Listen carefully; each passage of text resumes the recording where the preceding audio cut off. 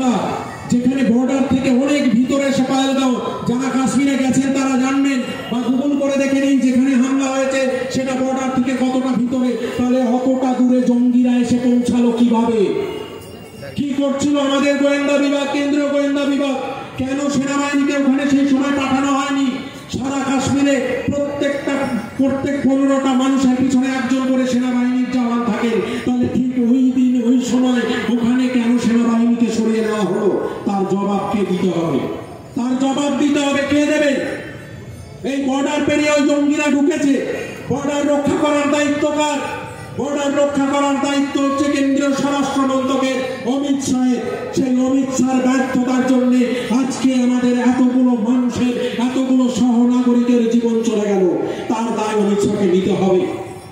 আমি কালকে যখন এই বক্তব্য পেশ করেছিলাম, ইতিমধ্যে আমাদের মধ্যে উপস্থিত হয়েছেন আর এক বিধায়ক তিলকদাকে স্বাগত জানাই।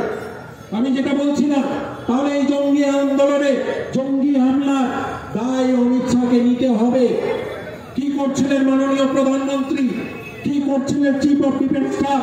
কারণ তাদেরকে কেন পলিটিক্যালি নির্দেশ দেওয়া হয়নি? এই ব্যর্থতার দায় অমিত শাহ এড়াতে পারেন না।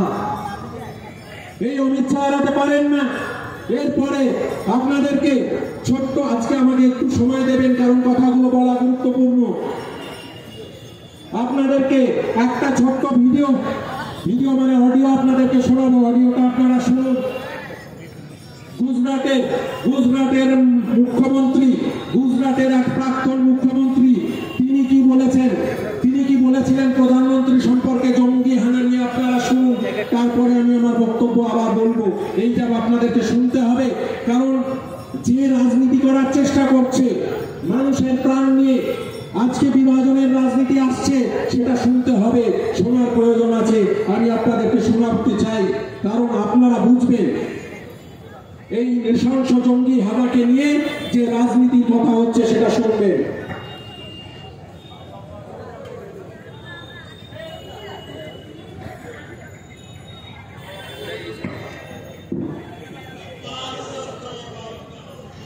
একটু শুনুন।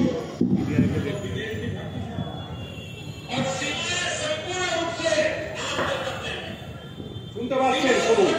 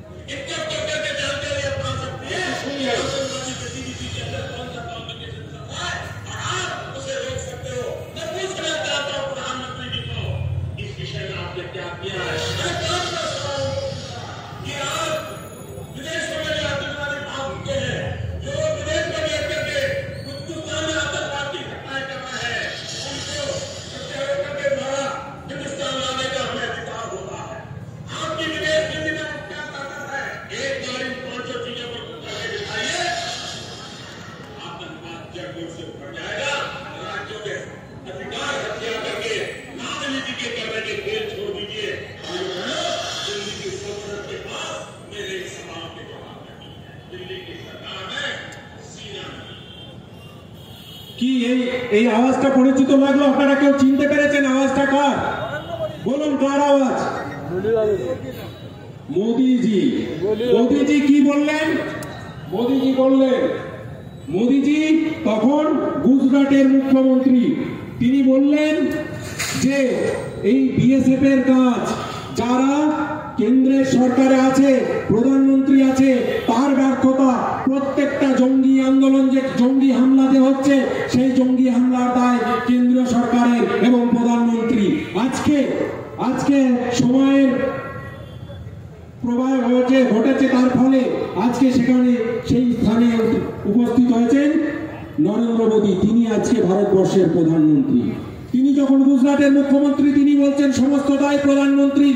তাহলে আজকে যে জঙ্গি হামলা ঘটেছে, কাশ্মীরের যে মানুষজন মারা গেছেন, তার দায়ও প্রধানমন্ত্রী নরেন্দ্র মোদী। এই মানুষের একটাই মুখ, তাতে একটাই কথা বেরোয়। যদি উনি ওনার কথাতে স্থির থাকেন, যদি উনি ওনার যা বলেছিলেন সেটা ঠিক হয়, তাহলে এর দায় প্রধানমন্ত্রী নরেন্দ্র মোদীকে নিতে হবে। আর না হলে বুঝতে হবে শুধুমাত্র রাজনীতি হচ্ছে। এই রাজনীতি বন্ধ করতে হবে। আমরা পরিষ্কার ভাবে বলছি, এই জঙ্গি হামলার দায় নিয়ে স্বরাষ্ট্রমন্ত্রী অমিত শাহের পদত্যাগ চাই। আজকে কথা উঠবে, তারা কথায় বলে বিজেপি, পশ্চিমবাংলায় পান থেকে চুন খসলে বলে মুখ্যমন্ত্রীর পদত্যাগ চাই। দফা এক, দাবি এক। আজকে আমরাও এই সভা থেকে বলছি, সারা দেশের মানুষ একটাই কথা বলছে, দফা এক, দাবি এক, অমিত শাহের পদত্যাগ। বলুন, দফা এক, দাবি এক, দফা এক, দাবি এক। এরপরে কি হলো? এরপরে এখানে তো ব্যর্থ স্বরাষ্ট্রমন্ত্রী। পুলওয়ামার ঘটনার কি দায় এখনো তারা নেয়নি, তাই নিয়ে একটা ভোট জিতে গেছে, তাই নিয়ে রাজনীতি করেছে। কিন্তু সেখানে যে সেনাবাহিনী জওয়ানরা শহীদ হয়েছিলেন, তাদের বিচার আজও আমরা পাইনি। কোন জঙ্গিরা ঘটেছিল? শুধুমাত্র সিনেমা বানানো হচ্ছে, শুধুমাত্র নির্বাচনের প্রচার হচ্ছে। আর যে জওয়ানদের প্রাণ যাচ্ছে, যে নাগরিকদের প্রাণ যাচ্ছে, তাদের যারা প্রাণ নিয়েছে সেই জঙ্গি গোষ্ঠী কাউকে ধরতে পারছি না। এই হচ্ছে মোদী এবং অমিত শাহের 56 ইঞ্চি সরকার। আর তার থেকে বাংলার যে কুচো নেতারা আছেন, বঙ্গ বিজেপির কুচো বড় নেতা, তারা কি বলছেন? তারা পুরোটাকে হিন্দু মুসলিম বানিয়ে ফেলেছেন।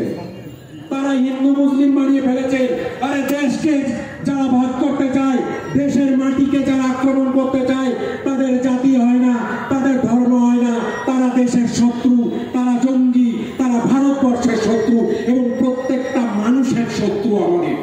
সেখানে জাতি ধর্ম দিয়ে হয় না শত্রুতা। আর আজকে ওরা পাগলের মতো প্রলাপ করছে। বাংলার বিরোধী দলের দলনেতা শুভেন্দু বাবু চিৎকার করে বলছেন, বলো, জোর করে বলছেন, বলো কি বলেছে মুসলিমরা, কি বলেছেন মুসলিমদের সম্পর্কে বলো। এই যে সাম্প্রদায়িকতার রাজনীতি আরএসএস এর, বিজেপির সাম্প্রদায়িকতার রাজনীতি, আপনাকে মাথায় রাখতে হবে। এখানে সুফিয়ান দা বসে আছে, তার পাশে বসে আছে সুহাসিনী দি। কাল থেকে ভাবতে পারবো সুফিয়ান দাকে জঙ্গি? আপনারা ভাবতে পারবেন যে মঞ্চে একসঙ্গে কথা বলছি, যারা ছোট থেকে একসঙ্গে খেলা করে বড় হয়েছি, যারা এক স্কুলে পড়াশোনা করেছি, আজকে সে রাতারাতি তাকে আমরা জঙ্গি ভাবতে পারবো? ভারতবর্ষের প্রত্যেকটা মুসলিম জঙ্গি ভাবতে পারবেন আপনারা? বুকে হাত দিয়ে বলুন। বিজেপি আরএসএস এর ভারতবর্ষ এরকম বানাতে চায়। আমরা দেশের কথা বলছি। এই বাংলার মাটি থেকে সব থেকে বেশি মানুষ স্বাধীনতার জন্য প্রাণ দিয়েছে, রক্ত দিয়েছে। আমাদেরকে তারা দেশপ্রেম শেখাতে আসছে। তাদের একটাই স্বার্থ, ভারতবর্ষকে ধর্মের নামে ভাগ করো, ক্ষমতা দখল করো, ভাইয়ের মধ্যে দ্বন্দ্ব লাগিয়ে দাও। এই রাজনীতি যদি আপনারা চান, তাহলে আগামী দিনে এই বাংলা থাকবে না, আগামী দিনে ভারতবর্ষ থাকবে না। থাকবে শুধু কিছু হিন্দু, কিছু মুসলিম, কিছু খ্রিস্টান। আর আমরা বলছি ভারতবর্ষ মানে সবাইকে নিয়ে ভারতবর্ষ। আজকে এখানে যে সমস্ত মানুষ এসছেন, সবাই ভারতবর্ষ, সবাই ভারতবাসী। আমরা আজকে এখানে আছেন, আজকে মিলন মন্ডল আছে, তার সঙ্গে হচ্ছে শেখ শাহাবুদ্দিন আছে। এইটাই ভারতবর্ষ। এই বাংলা আমরা দেখেছি। এই বাংলাকে আপনারা পরিবর্তন হতে দেবেন, রাস্তায় নেমে লড়তে হবে। মাননীয় মুখ্যমন্ত্রী মমতা বন্দ্যোপাধ্যায় কিছুদিন আগে খোলা চিঠি দিয়েছেন যে আরএসএস এই বাংলাকে, এই ভারতবর্ষকে ভাগ করে ফেলতে চাইছে, তারা পিছিয়ে ফেলতে চাইছে, এই দেশটাকে নষ্ট করে ফেলতে চাইছে। এই লড়াই এবার শুধুমাত্র বিজেপি বা নির্বাচনের লড়াই নয়, এই লড়াই প্রত্যেকটা মানুষের লড়াই। শত্রু হচ্ছে আরএসএস বিজেপি। আপনাদেরকে মানুষের বাড়ি বাড়ি পৌঁছাতে হবে, বোঝাতে করতে হবে। মানুষের নজর ঘুরে যাওয়ার চেষ্টা। আমি আরেকটা ভিডিও থেকে একটু অডিও শোনাবো, আপনারা সবাই ইতিমধ্যে শুনেছেন। তিনি হচ্ছেন এই বাংলার মাটি আপনাদের জেলার কলঙ্ক। তিনি কি বলেছেন শুনুন, তারপরে আবার বক্তব্য দেব। আমাকে আজকে আমি ক্ষমা চেয়ে নিয়েছিলাম, আমাকে একটু সময় দিতে হবে, কারণ এই কথাগুলো বলার প্রয়োজন। আগামী দিনে এই কথাগুলো আজ যদি না বলি, আগামী দিনে এই কথাগুলো বলার লোক থাকবে না। সেই বাংলাদেশ, সেই বাংলা তৈরি করবে, সেই হলদিয়া তৈরি করবে, সেই পূর্ব মেদিনীপুর তৈরি করবে, সেই ভারতবর্ষ তৈরি করবে, যেখানে আমরা আর একসঙ্গে বসে এইভাবে মঞ্চ থেকে কথা বলতে পারবো না। আপনারা আর একসঙ্গে পাশাপাশি বসে এইভাবে মঞ্চ কথা যারা বলছে সেটা শুনতে পারবেন না। আমরা সেই ভারতবর্ষ চাই না। অনেক রক্তের বিনিময়ে আমরা স্বাধীনতা পেয়েছি, আজকে আবার আরএসএস বিজেপি সেটা গুলিয়ে দিতে চাইছে। এই ভারতবর্ষের স্বাধীনতা সংগ্রামের সময় আরএসএস এর যিনি অন্যতম প্রতিষ্ঠাতা গোলওয়ালেকার বলেছিলেন, তোমরা ব্রিটিশের বিরুদ্ধে লড়ো না, শক্তি সঞ্চয় করে রাখো, মুসলিমদের বিরুদ্ধে লড়তে হবে। আজকে 100 বছর পরে এসে তারা সেই কাজটা করে দেখানোর চেষ্টা করছে। আমি প্রথমেই বলেছিলাম না ইসলামী জঙ্গি, ইচ্ছে করে বলেছিলাম। এই জন্য বলেছিলাম কারণ যারা মারা গেছেন, যারা নিহত হয়েছেন ভারতবাসী, তাদের জন্য, তাদের বদলা নেওয়ার জন্য যিনি মারা গেছেন তার নাম ঝন্টু আলী শেখ। এটাই ভারতবর্ষ। প্রথম শহীদ হয়েছেন তার নাম ঝন্টু আলী শেখ। আর এরা এই ঘরে বসে আপনার আমার মধ্যে হিন্দু মুসলিমের বিভেদ করার চেষ্টা করছে। দেখুন মনের ভিতরে কি কতটা খারাপ জিনিস আছে। শুভেন্দু অধিকারী বাংলার বিরোধী দলের দলনেতা কি বলেছে আপনারা শুনুন।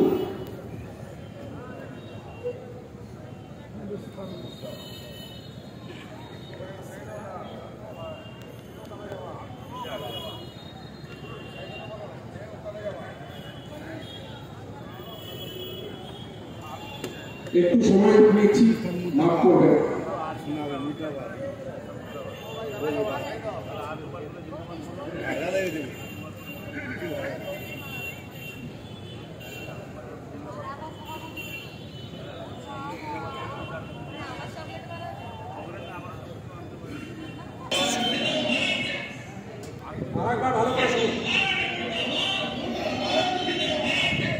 কি বলছেন হিন্দুস্তান মুর্দাবাদ। আমি জানি মুখ দিয়ে বেরিয়ে গেছে, কিন্তু মুখ দিয়ে কোনটা বেরোয়? যেটা মনের মধ্যে থাকে সেটাই মুখ দিয়ে বেরোয়। আজকে তারা নোংরা রাজনীতি করতে করতে এমন জায়গায় পৌঁছে গেছেন যে তারা সমস্ত কিছু ভুলিয়ে ফেলেছেন। তারা আজকে চাইছেন রাজনীতিটা আগে। তিনি আজকে দেখছিলাম ভিডিওতে বিধানসভায় তো আছেন আমাদের দুজন বিধায়ক এখানে আছেন, তিলকদা আছেন, তিলকদা বিধানসভায় ছিলেন। কি করেছে? ব্যাগ থেকে পাকিস্তানের পতাকা বের করছে এবং পড়াচ্ছে। পাকিস্তানের পতাকা কিভাবে এলো? পাকিস্তানে কারা ভারতবর্ষ থেকে পাকিস্তানের পতাকা ছাপাচ্ছে? বিজেপির হাতে পাকিস্তানের পতাকা কিভাবে আসছে? আপনাদেরকে জবাব চাইতে হবে। আপনাদেরকে জবাব চাইতে হবে বিরোধী দল নেতার কাছে। কেন তারা বলছেন হিন্দুস্তান মুর্দাবাদ? ক্ষমা চান, নিঃস্বার্থভাবে ক্ষমা চান। লজ্জা লাগে না আপনাদের? এই ভারতের মাটিতে দাঁড়িয়ে হিন্দুস্তান মুর্দাবাদ বলতে লজ্জা লাগা উচিত। তারা ভাগ বাটোয়ারার কথা বলে, আমরা লড়ার কথা বলি। আমাদের নেত্রী মমতা বন্দ্যোপাধ্যায় বলছেন আমরা সকলকে নিয়ে সুস্থ, স্বাধীন, উন্নত দেশ করব, উন্নত সমাজ করব, যেখানে সবাই একসঙ্গে বাস করব। গর্বের সঙ্গে বলবো আমরা ভারতবাসী। এবং আমরা এই মঞ্চ থেকে আরো দাবি জানাতে চাই, যে সমস্ত জঙ্গিরা এই ভারতবর্ষের এই পবিত্র মাটির দিকে চোখ তুলে তাকানোর চেষ্টা করছেন, তাদের চোখ উপড়ে নেওয়া হবে। কারণ ভারতবাসী হিসাবে 140 কোটি মানুষের দেশ, সবাই এক, তাদের মধ্যে কোনো বিভাজন নেই। আর যারা এই ভারতের মাটিতে থেকে গদ্দারি করার চেষ্টা করছেন, ওই জঙ্গিদের মদত দেওয়ার চেষ্টা করছেন, তারা যে ধরনের মানুষই হন না কেন তাদেরকেও চিহ্নিত করা হবে এবং তাদের বিরুদ্ধেও যথোপযুক্ত শাস্তির দাবি করছি। আমি সভা দীর্ঘায়িত করবো না, কিন্তু এই ক্ষোভ মনের মধ্যে ছিল, মনের মধ্যে আছে এবং আমাদের লড়াই ততদিন চলবে যতদিন না এই আরএসএস বিজেপির ঘৃণ্য চক্রান্তকে আমরা দূর করতে পারি। তারা বলবে, আমার এই বক্তব্যের পরেই বলবে, কই মুর্শিদাবাদ নিয়ে বলেননি তো? বলছি মুর্শিদাবাদ নিয়ে। মুর্শিদাবাদে আমরা শান্তি ফিরিয়ে আনতে পেরেছি। মুর্শিদাবাদে চক্রান্ত কারা করেছিল? শুভেন্দুবাবু বলেছিলেন, অন ক্যামেরা বলেছিলেন বাংলাদেশ থেকে জঙ্গিরা আসছে। বাংলাদেশের বর্ডার কার হাতে দাদা? বর্ডারে বিএসএফ থাকে, কার দায়িত্ব? আবার অমিত শাহ। মুর্শিদাবাদেও বাইরের জঙ্গিরা এলে তার দায়িত্ব অমিত শাহ, কাশ্মীরেও জঙ্গিরা এলে তার দায়িত্ব অমিত শাহ এবং বিজেপি সরকারের। লজ্জা লাগে না? এই বিজেপি সরকারের পদত্যাগ করা উচিত, সকলে মিলে দাবি করুন। আর তিনি মুর্শিদাবাদ নিয়ে রাজনীতি লুটি শেখার চেষ্টা করছেন। হবে না। এই বাংলার মাটি রবীন্দ্রনাথ নজরুলের মাটি, এই বাংলার মাটি মাতঙ্গিনী হাজরা রোকেয়ার মাটি। এই মাটি থেকে সবাই মিলে একসঙ্গে লড়াই হবে। যারা আজকে ক্ষমতায় আছেন, যারা আজকে ক্ষমতায় আছেন কালকে ক্ষমতায় থাকবেন না। আমি আমার বক্তব্য শেষ করব। সবাইকে ধন্যবাদ জানিয়ে যে এতক্ষণ ধরে আমার বক্তব্য শুনলেন, কিন্তু এই লড়াইটার জন্য রাস্তায় থাকার জন্য এই কথাগুলো বলা প্রয়োজন ছিল। আজকে নরেন্দ্র মোদী ক্ষমতায় আছেন, অমিত শাহ ক্ষমতায় আছেন, কাল সেটা থাকবেন না, কাল থাকবেন না। বলছেন जो आज साहिब मसनद है काल नहीं होंगे, जो आज साहिब मसनद है काल नहीं होंगे। किरायादार है वो, जाति मकान थोड़ी है। किरायादार है वो, जाति मकान थोड़ी है। सभी का खून है शामिल इस मिट्टी में, हिंदुस्तान किसी का बाप का थोड़ी है। ভালো থাকবেন। সকলকে আমার পক্ষ থেকে আন্তরিকভাবে শ্রদ্ধা, নমস্কার এবং লড়াইয়ের ডাক দিয়ে গেলাম। এবং ঠিক এই কারণে এই যে বিজেপির সাম্প্রদায়িক রাজনীতি, সেই রাজনীতিতে বীতশ্রদ্ধ হয়ে তারা যে সমস্ত মানুষ, শুভবুদ্ধি সম্পন্ন মানুষ আছে, তারা বিজেপি নামক এই দলটা করতে পারেন না। তাই তারা বিজেপির এই বিভেদের রাজনীতি ছেড়ে তারা মমতা বন্দ্যোপাধ্যায়ের উন্নতিতে সামিল হতে, বাংলায় সাম্প্রদায়িক সম্প্রীতি রুখতে বিজেপি থেকে আজকে 833 জন নেতৃত্ব যোগদান করছেন। এবং আমি অনুরোধ করবো একে একে নাম করতে। বিভিন্ন লোকজন বলছে তোমরা এরকম বলো, 500 লোক জয়েন করছে, 1000 লোক জয়েন করছে, তাদের নামের লিস্ট দাও। এই যে আমার হাতে লিস্ট আছে, সংবাদ মাধ্যমে যারা যারা ইন্টারেস্টেড তারা আমার থেকে এই নামের লিস্ট নিতে পারেন। প্রত্যেকটা নাম এবং ফোন নাম্বার দেওয়া আছে, ফোন করে তাদের থেকে জেনে নিই তারা কেন শুভেন্দু অধিকারীর সঙ্গে এই বিজেপির মতো ঘৃণ্য দলটা করতে চায় না। তারা আজকে এখানে তৃণমূল কংগ্রেসের হাত শক্ত করতে, বাংলাকে বাঁচাতে আমাদের সঙ্গে যোগদান করতে চায়। লিস্ট আছে 833 জনের। যেদিন তাপসী মণ্ডল জয়েন করলেন শ্যামলদার সঙ্গে, সেদিন ওনারা বলেছিলেন বিজেপি বাংলায় দাঙ্গা লাগাতে চাইছে। সত্যি হয়েছে তো, দেখলেন তো তারা মুর্শিদাবাদে দাঙ্গার ছক কষেছিল। আর সেই দিন আমি দাঁড়িয়ে বলেছিলাম, দেখুন আমি কম কথা বলি, কিন্তু আমি যা বলি এক কথার মানুষ। সেদিন দাঁড়িয়ে বলেছিলাম মিডিয়ার সামনে, যারা মিডিয়ার বন্ধু আছেন তারা অন রেকর্ড নোট করুন। সেদিন আমি প্রেস কনফারেন্সে আমাদের মাননীয় মন্ত্রী অরূপ বিশ্বাস ছিলেন, তাকে পাশে বসে বলেছিলাম আগামী দিনে এই পূর্ব মেদিনীপুর থেকে 1000 নেতৃত্ব জয়েন করবেন। 1000 হয়নি, 833 জন হয়েছে। 833 জন জয়েন করছেন। এবং সবাই মনে রাখুন, আমাদের যারা নেতৃত্ব আছেন তাদের, এইটা মূলত তাদের উদ্দেশ্যে বলছি, এই 833 জনের লিস্ট আমার থেকে রাজ্য নেতৃত্বের কাছে গেছিল, শীর্ষ নেতৃত্বের কাছে গেছিল, এই লিস্ট অভিষেক বন্দ্যোপাধ্যায়ের কাছে গেছে, এই লিস্ট মমতা বন্দ্যোপাধ্যায়ের কাছে গেছে। এবং তাদের অনুমোদন সাপেক্ষে, তাদের অনুমতি নিয়ে, তাদের নির্দেশে আজকে এই যোগদান নিয়ে আমি এসেছি। একজন দলের সৈনিক হিসাবে তারা বলেছে আমি আজকে এসেছি, কারণ এই জয়েনিং এর কৃতিত্ব আমার নয়, এই জয়েনিং এর কৃতিত্ব হচ্ছে এই জেলার নেতৃত্বের, এই জেলার মানুষের। তারা করেছে, এই জেলার মানুষ করেছে। এই জয়েনিং এর কৃতিত্ব মমতা বন্দ্যোপাধ্যায়, কারণ তার উন্নয়নকে দেখে এরা যোগদান করছে। এই জয়েনিং এর কৃতিত্ব অভিষেক বন্দ্যোপাধ্যায়, তার বিজেপির বিরুদ্ধে লড়াইকে দেখে এরা জয়েন করছে। সুতরাং সেই সমস্ত মানুষ যারা জয়েন করবেন, এবার তাদেরকে পতাকা ধরানো হবে। এবং আমি সাংবাদিক বন্ধুদের বলেছিলাম যে একটা চমক থাকছে। চমকটা পুরোটা বলছি না, শুধু একটাই বলছি। শুভেন্দুবাবু সহ বিজেপির নেতৃত্ব চ্যালেঞ্জ দিলাম, আগামী 1-2 মাসের মধ্যে, আমি সময় বলতে চাইছি না, 1-2 মাসের মধ্যে আপনাদের ঘর ফাঁকা করে দেবে। যদি শীর্ষ নেতৃত্ব পারমিশন দেন, তাহলে আপনারা দেখতে পাবেন এই 833-এর সঙ্গে হয়তো অনেক বিধায়ক সাংসদ মমতা বন্দ্যোপাধ্যায়ের কাছে আসতে চাইছে। ভালো থাকবেন, ধন্যবাদ, নমস্কার। আমি